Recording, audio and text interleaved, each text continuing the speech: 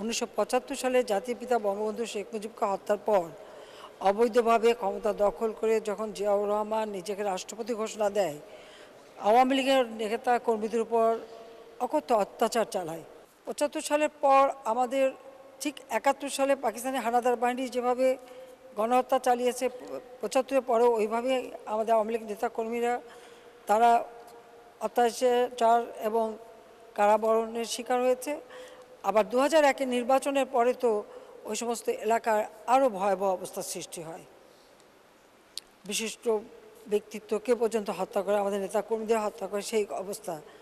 সেই সময় আমরা আমাদের দলের থেকে টিম করে করে যেখানে যেখানে আমাদের কর্মীরা নির্যাতিত, সেখানে আমি সবাইকে পাঠাতাম তাদের পাশে দাঁড়ানোর জন্য। যারাই যেত তারাও কিন্তু হামলার শিকার হতো, কখনো বোমা, কখনো গুলির শিকার হতো। আমি নিজেও এ ধরনের হামলার শিকার হয়েছি। সবসময় অস্ত্রের ঝনঝনানি।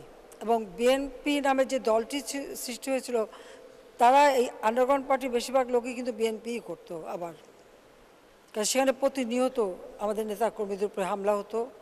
কত লাশ যে পড়েছে তার হিসেব নেই।